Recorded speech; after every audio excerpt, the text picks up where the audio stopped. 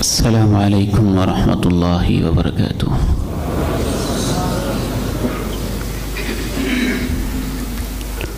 الحمد للہ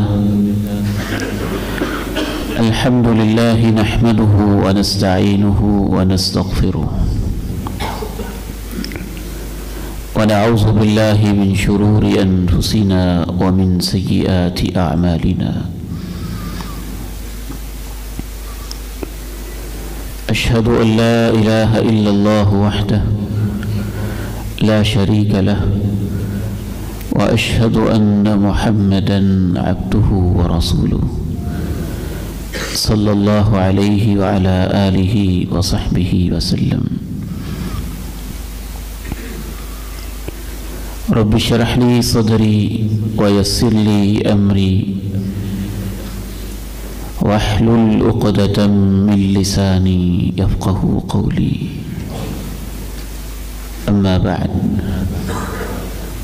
فاعوذ باللہ السمیع العلیم من الشیطان الرجیم من ہمزہ ونفخہ ونفثہ۔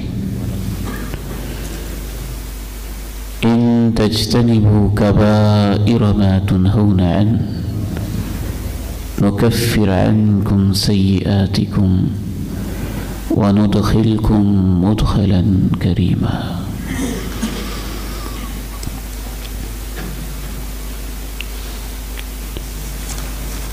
شریعت اسلامیہ میں انسان سے جتنی بھی کوتاہیاں، لغزشیں، تقصیریں اور گناہ سرزد ہوتے ہیں، ان کی دو بنیادی اقسام ہیں۔ پہلی قسم کے گناہوں کو صغیرہ گناہ کہا جاتا ہے۔ چھوٹی چھوٹی غلطیاں، چھوٹے چھوٹے گناہ، صغیرہ کی جمع ہے صغائر۔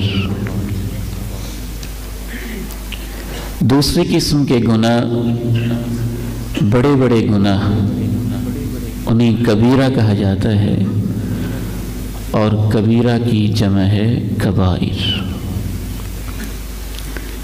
اللہ تعالیٰ نے اپنے فضل و کرم، اپنی مہربانی اور اپنی رحمت کے ساتھ انسانوں سے ایک وعدہ کیا ہے، ان تجتنبوا کبائر ما تنہون عنہ، اگر تم ان بڑے بڑے گناہوں سے اجتناب کرو جن سے تمہیں منع کیا جا رہا ہے، نکفر عنکم سیئاتکم، ہم تمہاری چھوٹی چھوٹی برائیاں تم سے بالکل ہی مٹا کے ختم کر دیں گے، وَنُدْخِلْكُمْ مُدْخَلًا كَرِيمًا، نہ صرف یہ کہ برائیاں مٹائیں گے بلکہ تمہیں عزت والی جگہ کا داخلہ بھی عطا کریں گے۔ نیکی اور برائی کی آپس میں مسلسل جنگ جاری رہتی ہے۔ میرے اور آپ کے نفس میں، خیالات کی دنیا میں، دل کی دھڑکنوں میں اور پورے معاشرے میں کبھی نیکی برائی پہ غالب آتی ہے، اور کبھی برائیاں کچھ ایسی سنگین ہوتی ہیں کہ وہ نیکیوں کو لے ڈوبتی ہیں، اور زندگی کی آخری سانس تک یہ سلسلہ جاری رہتا ہے۔ نیکی میں اللہ تعالیٰ نے یہ تاثیر رکھی ہے، وَمَن يَقْتَرِفْ حَسَنَةً نَزِدْ لَهُ فِيهَا حُسْنًا إِنَّ اللَّهَ غَفُورٌ شَكُورٌ، اور جو شخص بھی کوئی نیکی کماتا ہے، ہم اس کی خاطر اس کی نیکی کے حسن میں اضافہ کرتے رہتے ہیں۔ ان ان اللہ غفور شکور، یقین مانو کہ اللہ تعالیٰ بہت معاف کرنے والا اور بہت زیادہ قدر کرنے والا ہے۔ یہ جو بہت زیادہ معاف کرنے والا ہے، اس کی وضاحت میں مفسرین نے دو باتیں لکھی کہ نیکی کے بعد اس کا تذکرہ کہ معاف کرنے والا ہے، اس بات کی طرف اشارہ ہے کہ تمہاری نیکیوں کی برکت سے اللہ تمہارے گناہوں کو معاف کر دے گا۔ دوسری بات مفسرین نے یہ لکھی کہ نیکی کرنے میں اگر تم سے کوئی تھوڑی بہت کوتاہی ہو بھی جائے گی تو انشاءاللہ اللہ وہ بھی معاف کر دے گا۔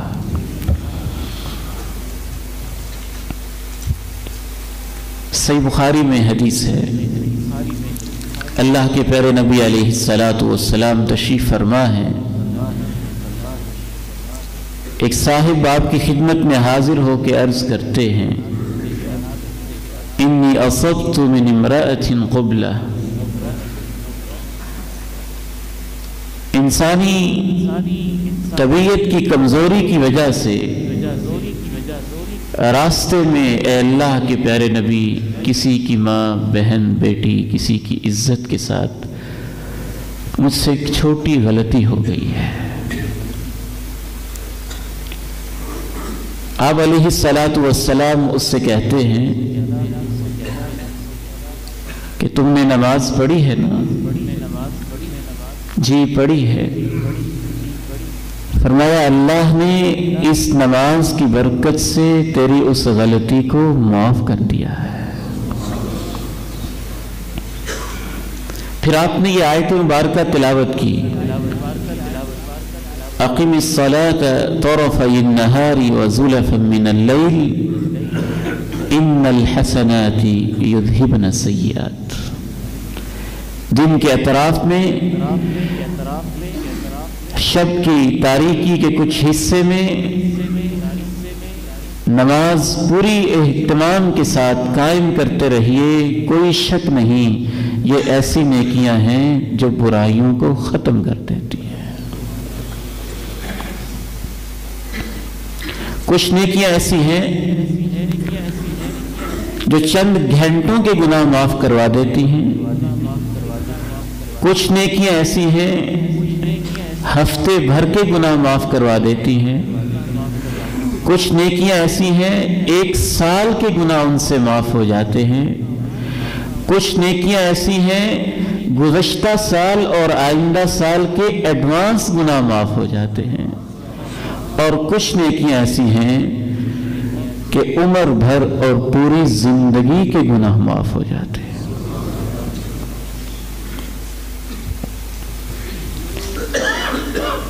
آج کی اس تربیتی نشست میں تصویر کا ایک اور پہلو میں آپ کے سامنے رکھنا چاہتا ہوں۔ ان فضائل و مناقب کو سن کر ہمارے بہت سارے لوگ وہ ہیں ان سچی احادیث، آیات بینات کو سماعت کرنے کے بعد وہ مطلب اپنی مرضی کا گھڑ لیتے ہیں۔ مجھے ایک صاحب ملے، ان کی کچھ کمپلینٹس تھی تو میں نے ان کو سمجھانے کی کوشش کی۔ جب میں نے ان کو سمجھایا تو مجھے کہنے لگے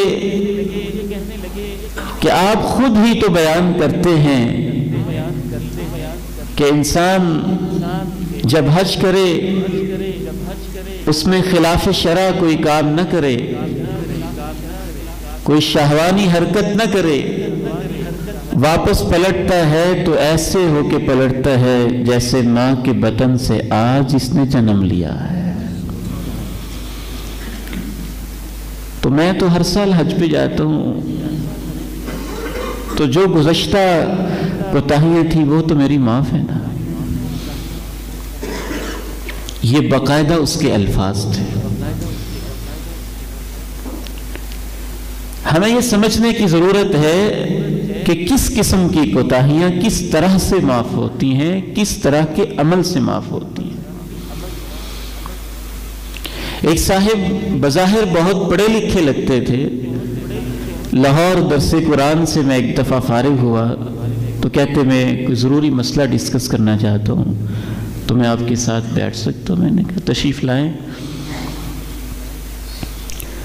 جہاں تک مجھے یاد پڑتا ہے کہ اس نے بتایا کہ میں نے اپنی بیوی کو 10-11 مرتبہ طلاق دی ہوئی ہے۔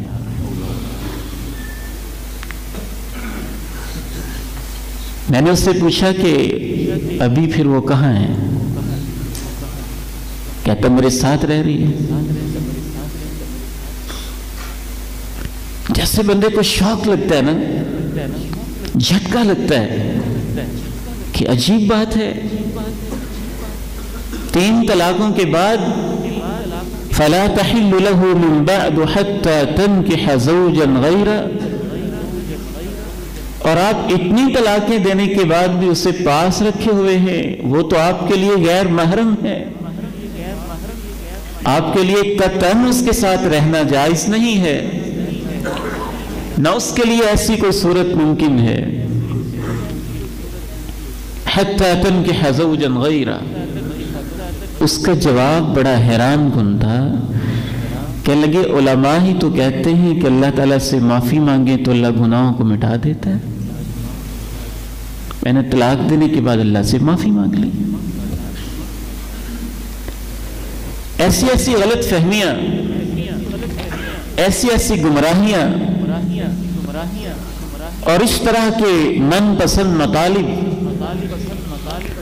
فضائل و مناقب کی احادیث کو سننے کے بعد انسانوں کے ذہن میں گردش کر رہے ہیں کہ سوسائٹی میں چلنے پھرنے سے اور لوگوں کے ساتھ ملاقات کرنے سے واضح ہوتا ہے کہ اس مسئلے کے بھی کچھ پہلو واضح کرنے کی ضرورت ہے۔ اس کا صرف ایک پہلو آج اللہ تعالیٰ کی توفیق سے میں آپ کے سامنے عرض کرنا چاہتا ہوں کہ صغائر کی یہ معافی بشرطے کہ بندہ کبائر سے اجتناب کرے، یقیناً اللہ تعالیٰ مہربان ہے، اور ہم سب اللہ سے یہ دعا گو ہیں کہ اللہ ہمیں بلا حساب ہی معاف فرما دے۔ لیکن بہرحال کچھ قواعد و ضوابط اس معاملے میں کلیئر ہو جانا ضروری ہے۔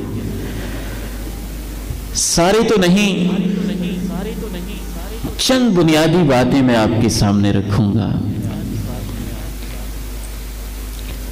سب سے پہلی بات تو یہ ذہن میں رکھیے،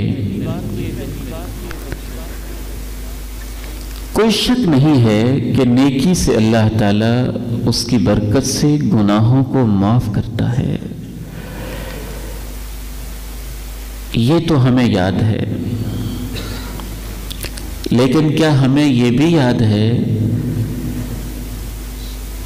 کہ میرے دل میں اتنا خلوص تھا، میرا عقیدہ اتنا صالح تھا، میرا مال اتنا حلال تھا، اس نیکی میں اتباع کا ایسا جذبہ تھا اور قبولیت کے وہ اس لیول اور اس درجے پہ پہنچ گئی تھی کہ واقعتاً ہی میری نیکی قبول ہوئی ہے؟ اہل ایمان بجائے اس کے کہ نماز پڑھنے کے بعد وہ کہیں کہ فجر سے لے کے ظہر تک جو کچھ میں نے کیا وہ تو معاف ہو گئے ہیں، اب ظہر کے بعد نئے سرے سے شروع کرتے ہیں، ان کو تو یہ خطرہ ہوتا ہے کہ میرے سجدے کیا اس لائق تھے کہ رب العالمین نے قبول کر لیے ہوں۔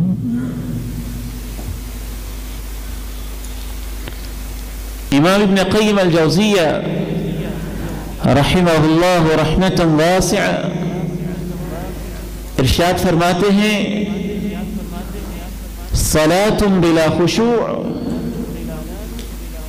کجسد بلا روح، وہ نماز جس میں آپ کے اعضاء کے اوپر وقار نہیں ہے اور آپ کے دل میں اللہ کا خوف اور اللہ کی محبت نہیں ہے، اس نماز کی مثال اس لاشے کی طرح ہے جس کے اندر روح نہیں ہے۔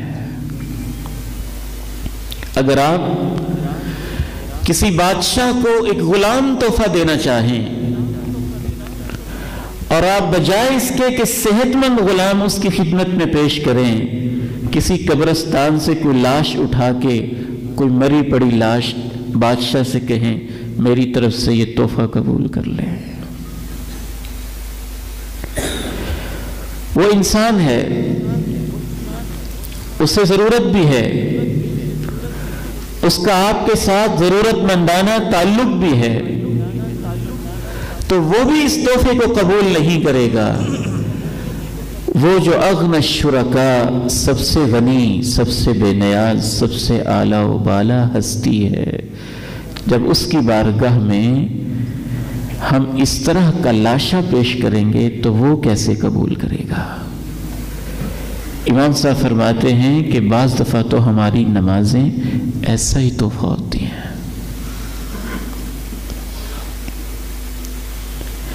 بلکہ میں تو یہ سمجھتا ہوں کہ اگر حج و عمرہ کرنے کے بعد آپ کے دل کی کیفیت آپ کو یہ کہتی ہے کہ حج و عمرہ کیا ہی اس لیے ہے، نماز پڑھی ہی اس لیے ہے، وضو کیا ہی اس لیے ہے کہ ہاتھوں سے گناہ جھڑ گئے، آنکھوں کے اوپر پانی ڈالا تو آنکھوں کے گناہ جھڑ گئے، قدم پہ پانی ڈالا، پاؤں دھوئے تو پاؤں کے گناہ جھڑ گئے، اور آپ کا احساس یہ کہہ رہا ہے کہ یہ جھڑ گئے ہیں، اب آئندہ نئے سر سے شروع کرتے ہیں، تو یہ اس بات کی علامت ہے کہ آپ کی حج اور آپ کے نماز نے آپ کو وہ پیغام دیا ہی نہیں جو اللہ دینا چاہتے تھے۔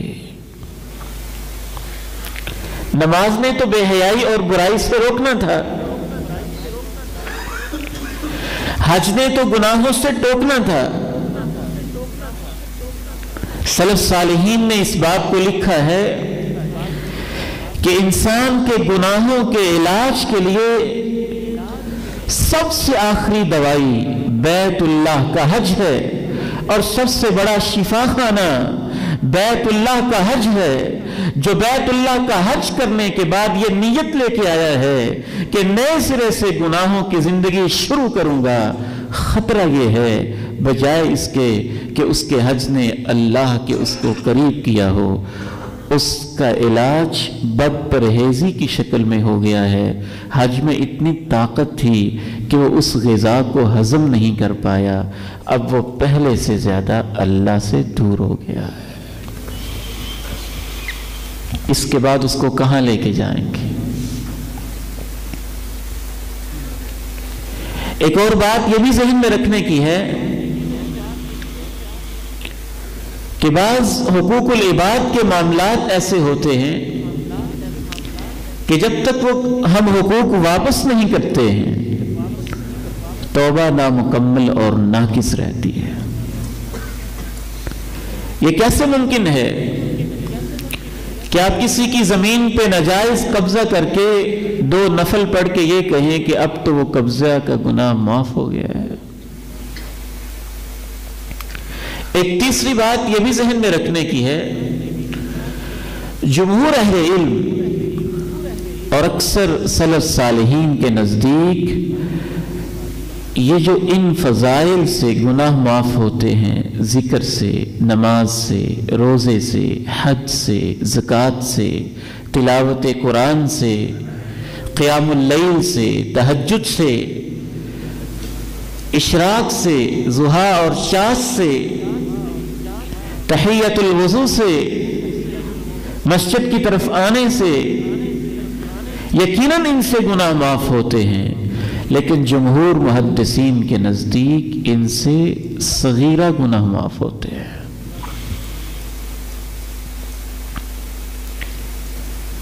کیونکہ اللہ کے قرآن سے بھی یہ ثابت ہوتا ہے ان تجتنبوا کبائر ما تنہون عنہ نکفر عنکم سیئاتکم وندخلکم مدخلا کریما، اور بعض احادیث میں بھی یہ اضافہ موجود ہے، مجتنب الکبائر، نماز کی فضیلت آپ نے بیان کی اور فرمایا کہ اس سے گناہ معاف ہوتے ہیں بشرطے کہ کبیرہ گناہوں سے انسان بچے۔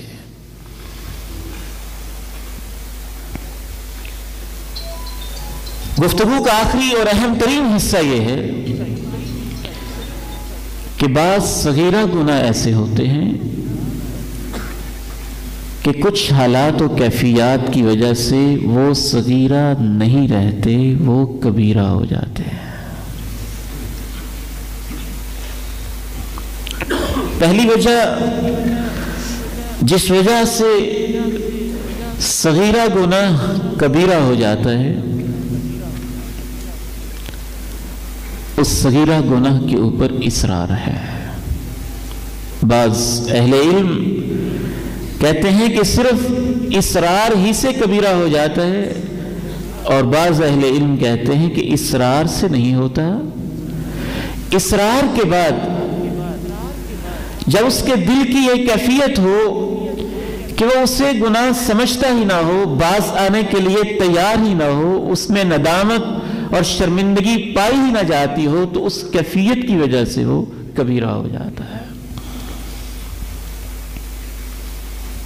اللہ تعالیٰ نے اہل ایمان کی یہ علامت بیان کی ہے، وَالَّذِينَ إِذَا فَعَلُوا فَاحِشَةً أَوْ ظَلَمُوا أَنفُسَهُمْ ذكروا الله فاستغفروا لذنوبهم ومن يغفر الذنوب إلا الله ولم يصروا على ما فعلوا وهم يعلمون۔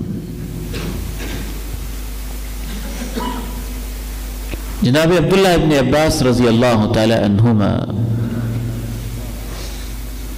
سے امام طبری رحمہ اللہ اور ابن ابی حاتم نقل کرتے ہیں کہ ایک پوچھنے والے نے ان سے آ کے پوچھا کہ کبیرہ گناہ 7 ہیں؟ بعض اہل علم کی یہ رائے تھی کہ کبیرہ گناہ 7 ہیں صرف۔ اجتنبوا السبع الموبقات، جو اللہ کے پیغمبر نے 7 تباہ کن گناہ گنوائے، شرک، جادو کرنا، قتل کرنا، بہتان لگانا، میدان جہاد سے فرار اختیار کرنا، اس طرح کے کبائر گناہ جو آپ نے ایک حدیث میں گنوائے، اس نے یہ سمجھا کہ شاید وہ صرف 7 ہی ہیں، جبکہ یہ حقیقت نہیں ہے۔ جناب عبداللہ ابن عباس رضی اللہ تعالی عنہما نے اسے جواب دیا، ہی الی ال700 اقرب ولا کبیرۃ مع الاستغفار ولا صغیرۃ مع الاصرار۔ کہا 7 نہیں 700 ہیں، اور ایک اصول مجھ سے لے کے چلے جاؤ، بندے سے کبیرہ گناہ ہو جائے، ندامت آ جائے، آنسو بہ پڑیں، دل پسیج جائے، اضطراب پیدا ہو جائے، معافی مانگ لے تو کوئی کبیرہ نہیں رہتا، اور صغیرہ گناہ ہو بندہ اس پہ اڑ جائے، ضد میں آ جائے، باصرار کرے، بتکرار کرے، بار بار کرے، جناب ابن عباس کہتے ہیں پھر کوئی صغیرہ نہیں رہتا ہے۔ شیخ الاسلام امام ابن تیمیہ رحمہ اللہ تعالی نے کبیرہ گناہوں کی گنتی کرنے کی بجائے ان کی علامات بتا دیں۔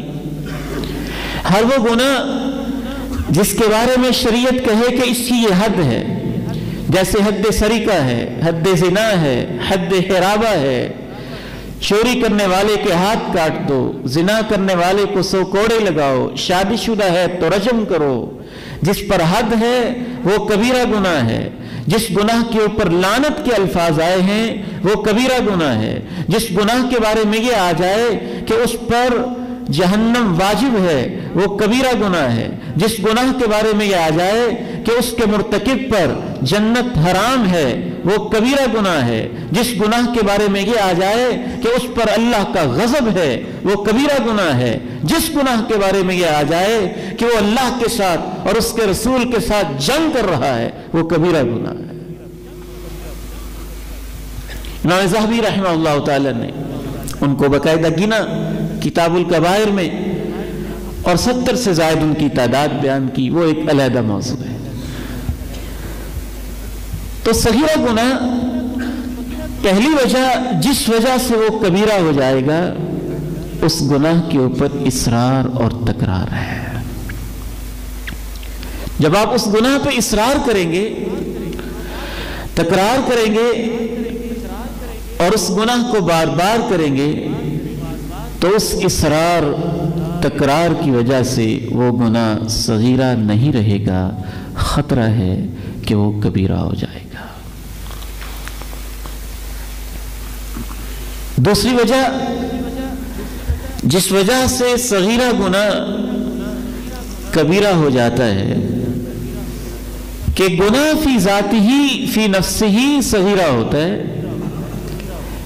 لیکن اس گناہ کے بعد جو آپ کے دل کی کیفیت ہے اور اس کے اندر لاابالی پن ہے، یہ آپ کے دل کی کیفیت بعض دفعہ اس کو کبیرہ بنا دیتی ہے۔ بلکہ ائمہ تزکیہ کی باتوں کو پڑھنے کے بعد تو یوں محسوس ہوتا ہے کہ دل کی کیفیت بہت زیادہ کاؤنٹ کرتی ہے۔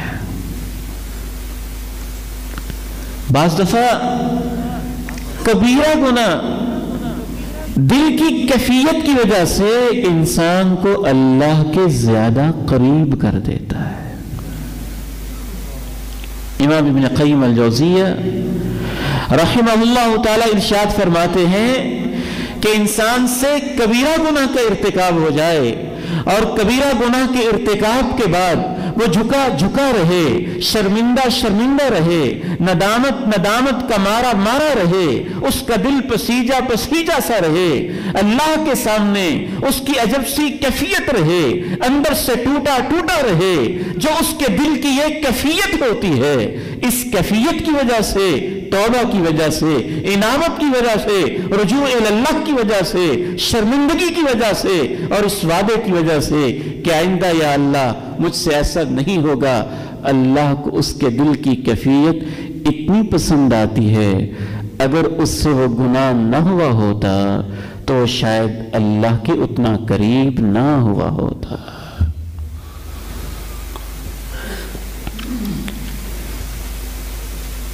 اور صغیرہ گناہ کرنے کے بعد جب دل کی یہ کیفیت ہو کہ میں نے کیا کر دیا ہے، چھوٹی سی بات ہی ہے، کیا ہو گیا، اس سے کیا فرق پڑتا ہے، یہ مولوی پتہ نہیں کیوں ہر وقت یہ کہتے رہتے ہیں، وہ کہتے رہتے ہیں، اتنی سی بات سے کیا ہو جاتا ہے، کیا فرق پڑتا ہے۔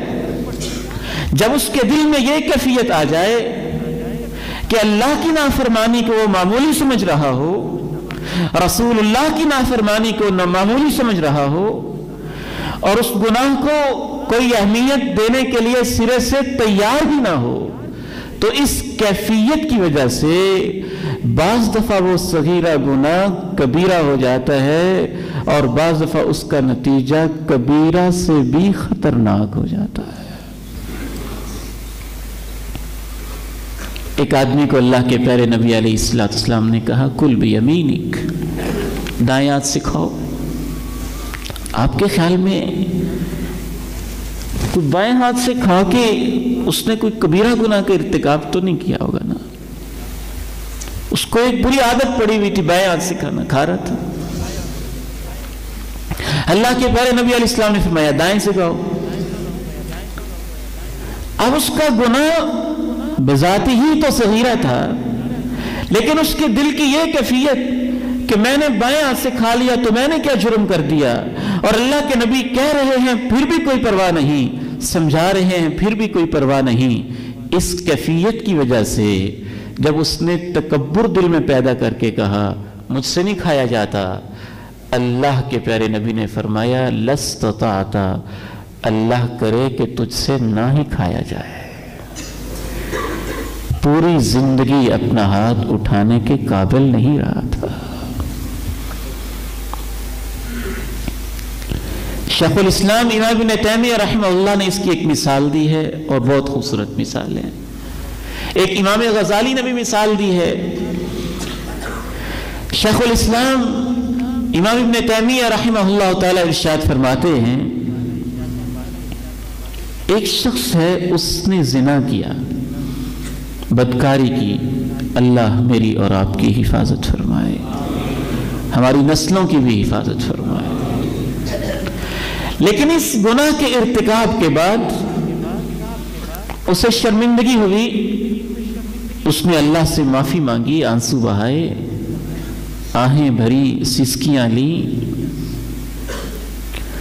تو ممکن ہے ان آہوں، سسکیوں اور گریوں زاریوں کی وجہ سے وہ اللہ کے اور قریب ہو چکا ہو۔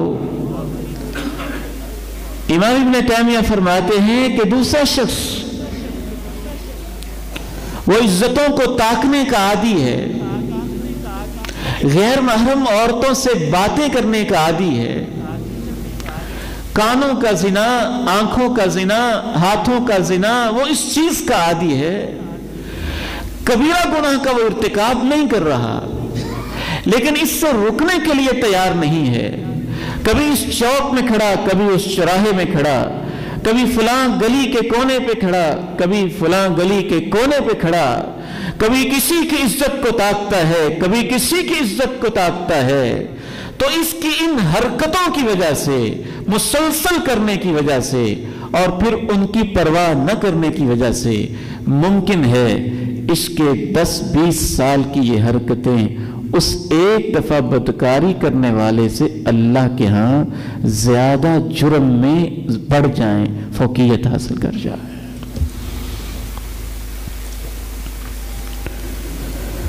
وَالَّذِينَ إِذَا فَعَلُوا فَاحِشَةً أَوْ ظَلَمُوا أَنفُسَهُمْ ذَكَرُوا اللَّهَ فَاسْتَغْفَرُوا لِذُنُوبِهِمْ وَمَنْ يَغْفِرُ الذُّنُوبَ إِلَّا اللَّهُ وَلَمْ يُصِرُّوا عَلَى مَا فَعَلُوا وَهُمْ يَعْلَمُونَ۔ اہل ایمان جانتے بوجھتے ہوئے اصرار نہیں کرتے، ضد نہیں کرتے، اڑے نہیں رہتے۔ امام غزالی رحمہ اللہ تعالی، ان سے ہمیں بہت سارے مقامات پہ فکری اختلاف موجود ہے، اور کافی مقامات پہ ان کو بہت ساری فکری کوتاہیاں بھی لگی ہیں، لیکن بعض باتیں بڑی کمال کی کرتے ہیں۔ امام غزالی رحمہ اللہ تعالی فرماتے ہیں، اگر ایک پتھر کے اوپر پانی کا ایک قطرہ گرے 2 دفعہ، 4 دفعہ، 10 دفعہ، تو اس پتھر پہ کوئی خاص اثر نہیں ہوتا، لیکن اگر پانی کا وہ قطرہ مسلسل چھوڑ دیا جائے اور اس پتھر کے اوپر مسلسل گرتا ہی رہے اور کبھی رکنے کا نام نہ لے، تو فرماتے ہیں اس پانی کے قطرے سے پتھر کے اندر یا سوراخ ہو جاتا ہے یا وہ زنگ آلود ہو جاتا ہے۔ اے آدم کے بیٹے، جب پانی کا قطرہ، چھوٹا سا قطرہ بار بار پتھر پہ گرنے سے پتھر کو زنگ آلود کر دیتا ہے، تو تیرا دل تو بڑا نرم و نازک ہے، چھوٹے گناہ بار بار تیرے دل کو کتنا زنگ آلود کرتے ہوں گے۔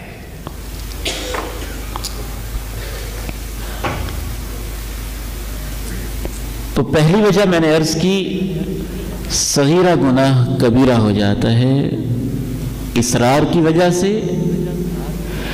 دوسری وجہ میں نے عرض کی، صغیرہ گناہ کبیرہ ہو جاتا ہے دل کی کیفیت کی وجہ سے، اور اس کے ساتھ دیگر عوامل، دیگر فیکٹرز کوئی پرواہ نہیں ان کے شامل ہونے کی وجہ سے۔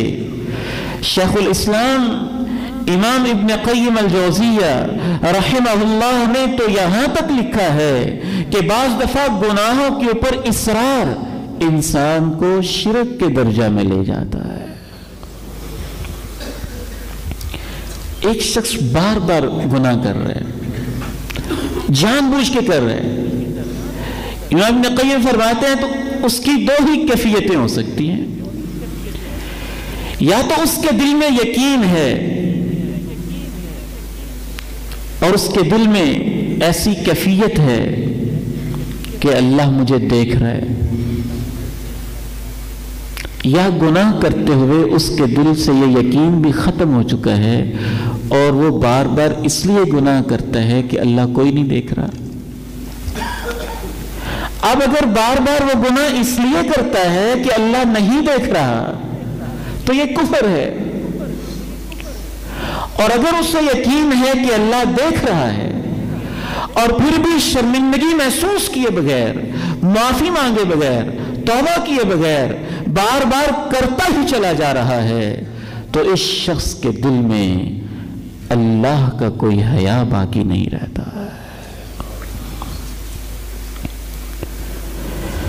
ما لكم لا ترجون لله وقارا وقد خلقكم أطوارا ألم تروا كيف خلق الله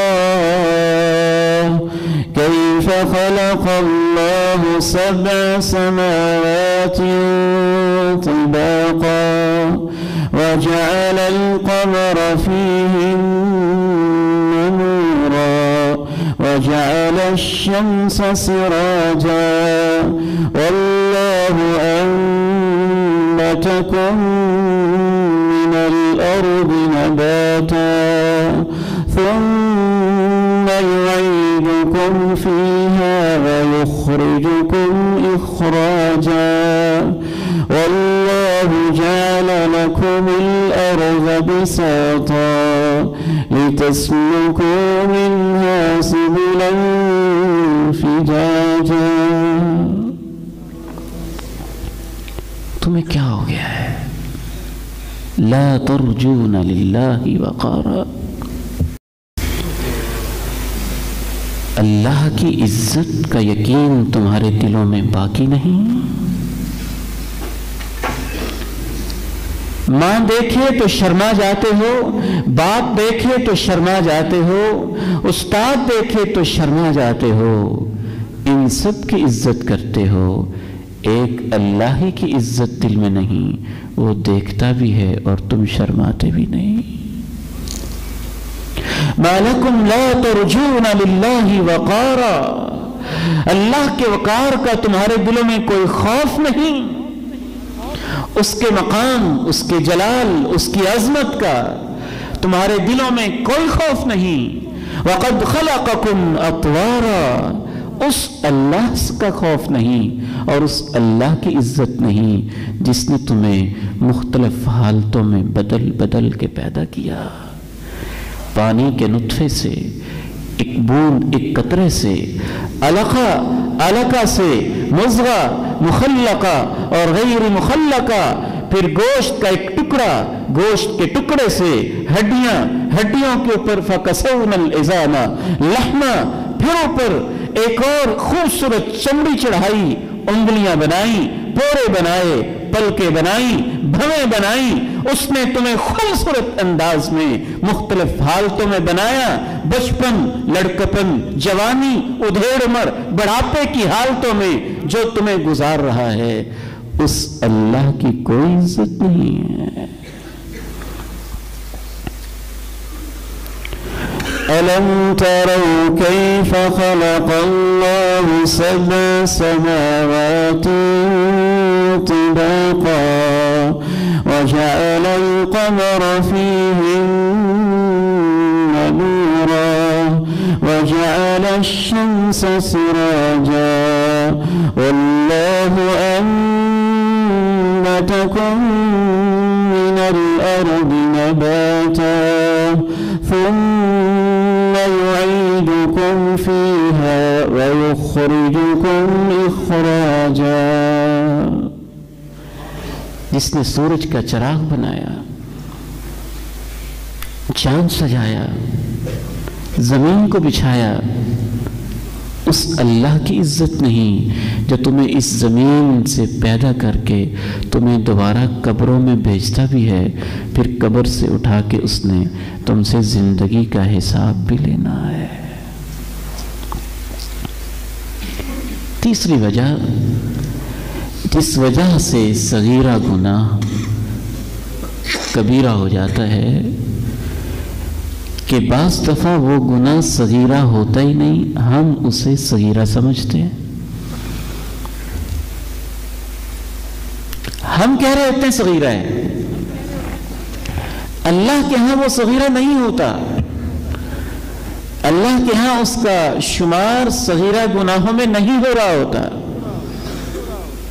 قرآن مجید سے میں آپ کے سامنے ایک مثال پیش کرتا ہوں۔ ہم کس باغ کی مولی ہیں؟ صحابہ کرام نے اسے معمولی سمجھا اور اللہ نے کہا وہ معمولی نہیں، بہت بڑا جرم تھا۔ یہ میرے سامنے سورہ نور ہے۔ اللہ تعالیٰ واقعہ عفق کے پس منظر میں بیان کرتے ہیں۔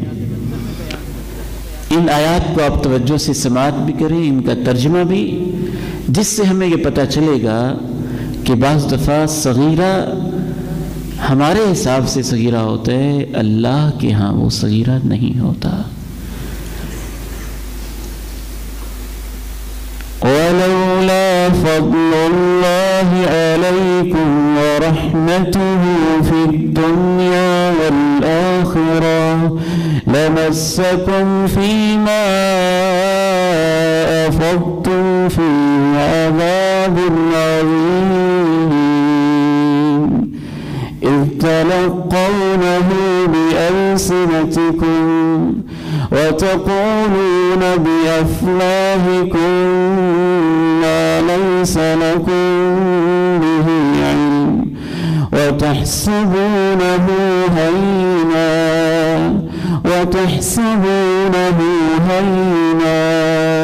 وهو عند الله عظيم۔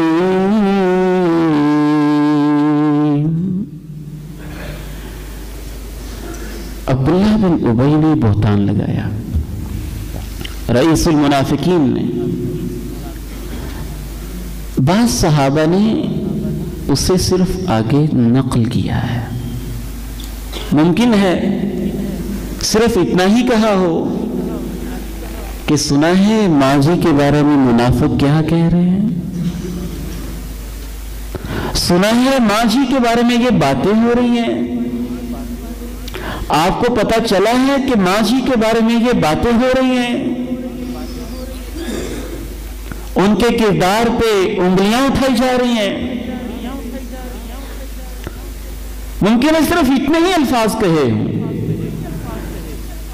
ان الفاظ کو آگے نقل کرنا صحابہ نے معمولی سمجھا، اور اللہ رب العزت نے یہ کہا اگر تمہارے اوپر اللہ کے فضل کے فیصلے نہ ہوئے ہوتے ازل سے لوح محفوظ میں کہ تم نبی کے صحابہ ہو، تم نبی کے اوپر جانیں قربان کرنے والے ہو، اگر اللہ کی مہربانی کے فیصلے ازل سے نہ ہوئے ہوتے تو پیغمبر کی بیوی مومنوں کی ماں کے بارے میں جن باتوں میں تم پڑے ہوئے تھے، ان باتوں کی وجہ سے تم سب پر کوئی بڑا عذاب آ جاتا۔ إِذْ تَلَقَّوْنَهُ بِأَلْسِنَتِكُمْ وَتَقُولُونَ بِأَفْوَاهِكُمْ مَا لَيْسَ لَكُمْ بِهِ عِلْمٌ وَتَحْسَبُونَهُ هَيِّنًا وَهُوَ عِندَ اللَّهِ عَظِيمٌ۔ تم اس بات کو نقل در نقل کر رہے تھے اپنی زبانوں سے، اور اپنے منہوں سے وہ کچھ کہہ رہے تھے جس کا تمہیں علم نہیں، تم اس سے معمولی سمجھ رہے تھے، اور اللہ کے نزدیک وہ بہت بڑا گناہ تھا، بہت بڑی بات تھی۔ آپ کے خیال میں یہ معمولی بات ہوگی، امام صاحب یہ کرتے ہیں، قاری صاحب یہ کرتے ہیں، عالم یہ کرتا ہے، فلاں مفتی یہ کرتا ہے، فلاں محتمم یہ کرتا ہے، فلاں ٹیچر یہ کرتا ہے، فلاں استاد یہ کرتا ہے، اور تم کیا جانو کہ تمہاری ان باتوں کے اثرات کتنے گہرے ہو رہے ہیں، لوگ دین سے کیسے دور ہو رہے ہیں، قرآن سے کیسے دور ہو رہے ہیں، حدیث سے کیسے دور ہو رہے ہیں۔ اس کو ایک اور پہلو کے طور پر بھی ہم بیان کر سکتے ہیں، اور اس کی ذیلی شاخ کے طور پر اسے سمجھیں کہ بعض دفعہ وہ بات اللہ کے ہاں معمولی نہیں ہوتی، اور بعض دفعہ اس کے اثرات معمولی نہیں ہوتے، اثرات بڑے گہرے ہوتے ہیں۔ سیدہ عائشہ رضی اللہ تعالی عنہا تشریف فرما ہے، اتنی سی بات کہتی ہیں، انہا لقصیرہ، صفیہ تو ٹھگنی سی ہے، وہ چھوٹے سے قد والی ٹھگنی سی صفیہ۔ کیا تبصرہ کیا آپ نے؟ لقد قلت کلمہ لو مزجت بماء البحر لمزجته، عائشہ تو نے ایک ایسا بول بولا ہے، سمندر کے پانیوں میں ملا دیا جائے تو سمندر کے پانی بھی تیرے ایک بول سے خراب ہو جائیں گے۔ یہ کلمہ ان پہ غالب آ جائے گا۔ وہ ایک شخص نے کیا کہا تھا؟ واللہ لن یغفر اللہ لک، وہ متقی تھا، دوسرا گناہگار تھا، فتویٰ جڑ دیا، اللہ کی قسم تو کبھی معاف نہیں ہوگا۔ اللہ نے کہا اسے میں اپنی رحمت سے معاف کرتا ہوں، اور تو کون ہوتا ہے میری رحمت پہ پابندیاں لگانے والا؟ لقد تکلم بکلمہ اوبقت دنیاہ وآخرتہ۔ جناب ابو ہریرہ کہتے ہیں اس کے ایک بول نے اس کی دنیا بھی تباہ کر دی اور آخرت بھی تباہ کر دی۔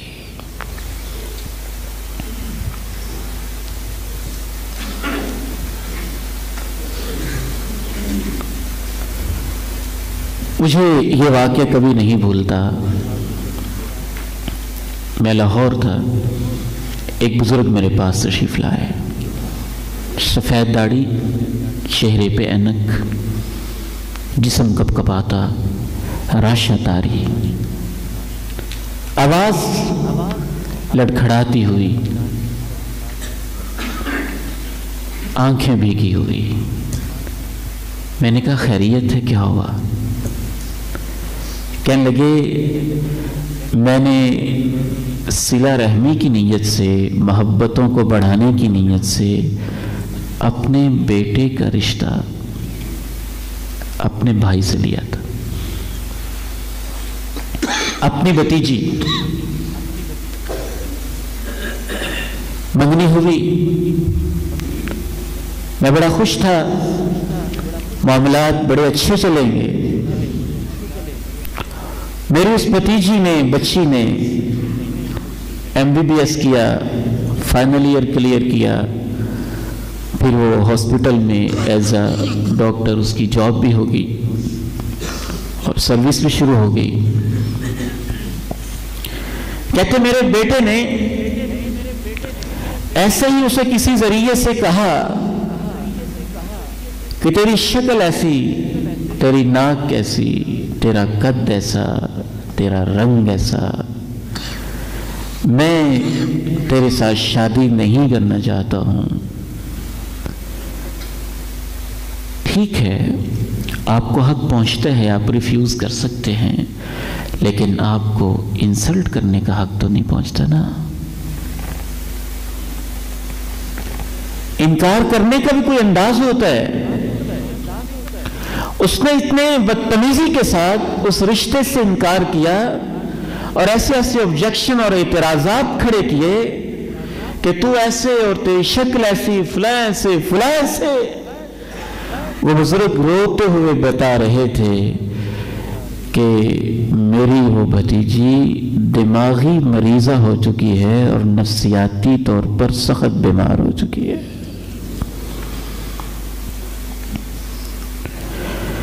وَتَحْسَبُونَهُ هَيِّنًا وهو عند الله عظيم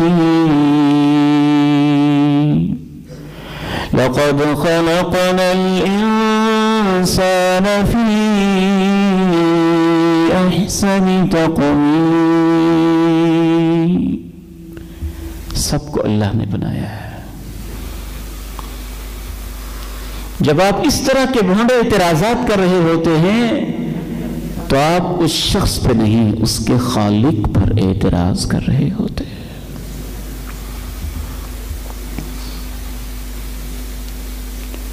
بعض دفعہ اس کے اثرات بڑے گہرے ہوتے ہیں. ایک شخص کسی حکمران کے پاس جاتا ہے اور اس کے سامنے دین کو بگاڑ کے پیش کرتا ہے. ایک آدھ مسئلہ ہی بگاڑتا ہے اور اس ایک آدھ مسئلے کی تحریف جو اس نے حکمران کے پاس کی تھی اس کی وجہ سے حکمران اس کو قانون بنا دیتا ہے اور پورے معاشرے میں اس غلط مسئلے کو گمراہی کو نافذ کر دیتا ہے. تو اس کا ایک یہ والا بول اور غلط فتویٰ جو اس نے حکمران کی خوشی کے لیے دین میں تحریف کر کے اور دین کی تعلیمات کو آگے پیچھے کر کے اپنی طرف سے بنایا ہے، بعض دفعہ اسے 70 سال تک جہنم میں گراتا رہے گا، کیونکہ اس کے اثرات گہرے ہوئے ہیں. ان الرجل ليتكلم بالكلمة لا يلقي لها بالا يهوي بها في النار 70 خريفا. اس کی وضاحت میں محدثین نے ایک وجہ یہ بیان کی ہے کہ وہ اس نے بول حکمران کے پاس کہا، حکومت وقت کو خوش کرنے کے لیے کہا، مسئلہ اس نے بدل دیا، دین میں کوئی تحریف کر دی. تو آپ اس قسم کی چیزوں کے بارے میں اللہ کے پیغمبر کہتے ہیں بعض دفعہ انسان ایک بول ایسا بولتا ہے جس کی وجہ سے وہ 70 سال تک جہنم میں گرتا چلا جاتا ہے. آخری وجہ عرض کر کے میں چند منٹ میں انشاءاللہ اپنی بات کو مکمل کرتا ہوں. چوتھی اور آخری وجہ جس وجہ سے صغیرہ گناہ کبیرہ ہو سکتا ہے، اگر انفرادی طور پر دیکھا جائے تو گناہ صغیرہ ہوتا ہے، لیکن صغیرہ جمع صغیرہ جمع صغیرہ جمع صغیرہ جمع صغیرہ 10 صغیرہ صغیرہ ہیں، 20 صغیرہ صغیرہ ہیں، 40 ہو گئے صغیرہ ہیں، 49 ہو گئے صغیرہ ہیں، 50 ہو گئے خطرے میں پڑ گئے، اور 50 سے ایک جب اوپر جائے گا تو باقی 50 کے ساتھ مل کر ان صغیرہ کا اثر کبیرہ والا ہو جائے گا.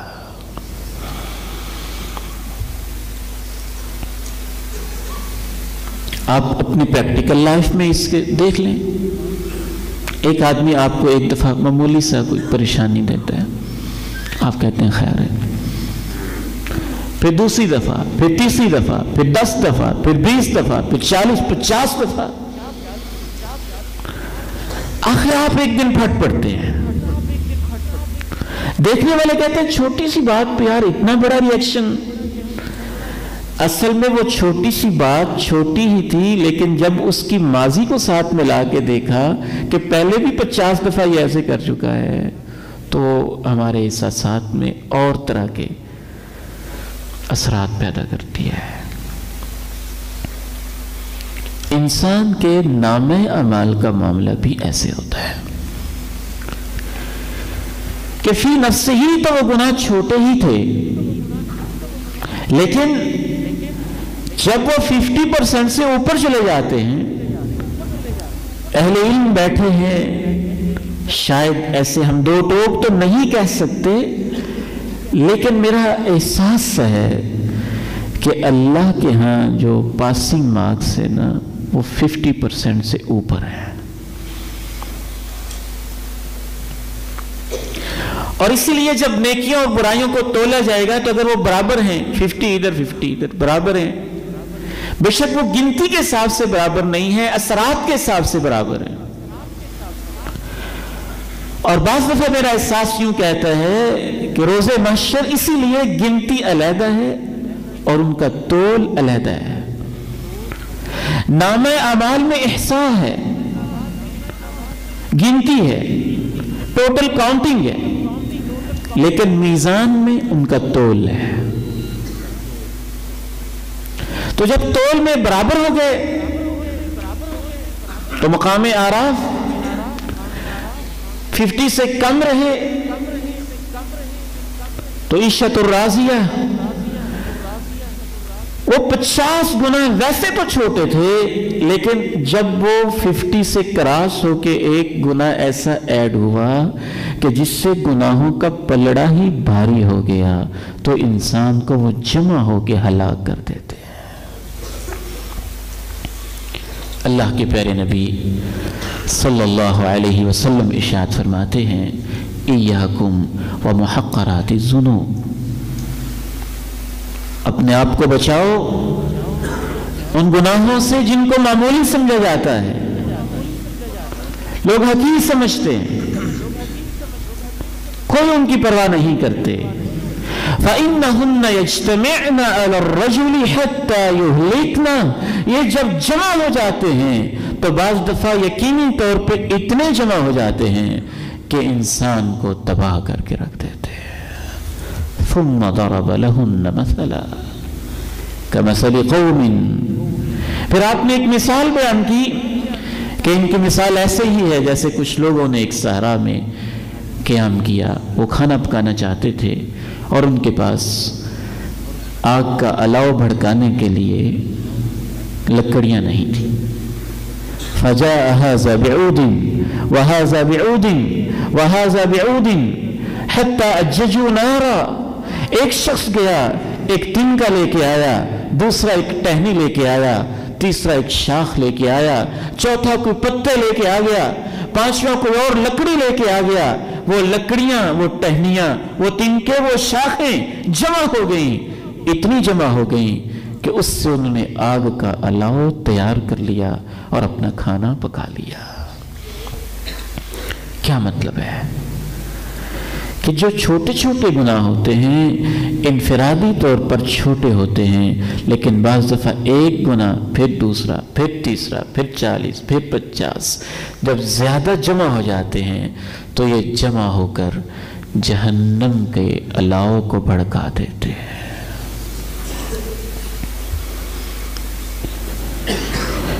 القارعة ما القارعة وما أدراك ما القارعة يوم يكون الناس كالفراش المبثوث